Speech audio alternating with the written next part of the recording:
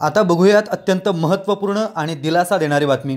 शिर्डी शहरामध्ये सोनसाखळी चोरांनी धूम स्टाईलनं मोटारसायकलवरून महिलांच्या गळ्यातील सोनसाखळी चोरून थैमान घातलं होतं। या सोनसाखळी चोरांमुळे भाविकांमध्ये भीतीचं वातावरण निर्माण झालं होतं। अशा परिस्थितीत या चोरांचा बंदोबस्त करण्याचं आवाहन शिर्डी पोलिसांपुढे असताना आता मात्र शिर्डी पोलिसांनी एक दमदार कामगिरी बजावली आहे। शिर्डी पोलिसांनी अट्टल सोनसाखळी चोर गजाआड केले असून ताब्यात घेतलं आहे। विविध गुन्ह्यातील एकूण 10 तोळे 200 ग्रॅम वजनांचं सोन्याचे दागिने आणि गुन्हा करण्यासाठी वापरलेली मोटारसायकल असा एकूण 3,80,000 रुपये किमतीचा मुद्देमाल पोलिसांनी हस्तगत केला आहे।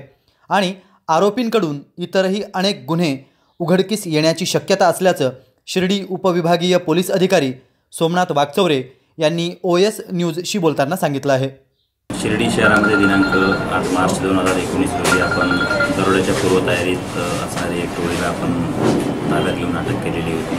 त्यामध्ये एकंदरीत 5 आरोपी होते, त्यापैकी 3 आरोपींना अटक केलेली होती आणि 2 आरोपी त्यामध्ये फरार झालेले होते। सदर गुन्ह्याच्या PCR असताना आपण या आरोपितांकडे सविस्तर विचारपूस केली। ते कशा पद्धतीचे गुन्हे करतात किंवा नेमके कशासाठी शिर्डी शहरात आलेले होते याविषयी आपण विचारपूस केली असता त्या दरम्यान त्यांच्याकडनं आणखी आपल्याला त्यांनी शिर्डी शहरामध्ये केलेल्या 4 चेन स्नॅचिंगची त्यांनी कबुली दिलेली आहे।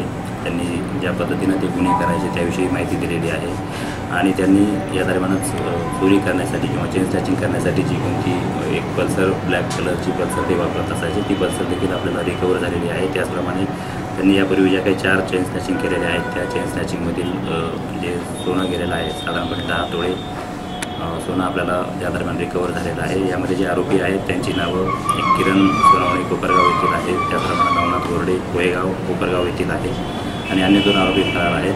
हे सर्व एकत्रितपणे चेन स्नॅचिंग करून शिर्डीमधीलच एका सोनाराकडे सोनं द्यायचे आणि त्यातून त्या सोनाराच्या माध्यमातून अन्य सोनारांकडून किंवा अन्य व्यक्तींकडे त्याची विल्हेवाट लावून पैसा मिळवत असे।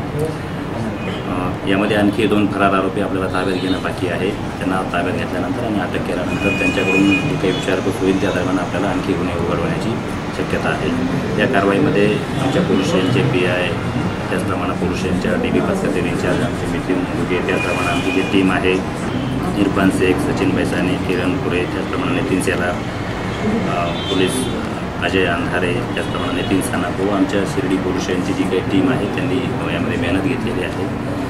या दरम्यान आरोपितांची अजूनही आपल्याकडे पोलीस कस्टडी सुरू असून आणखी गुन्हे उघड होण्याची शक्यता आहे।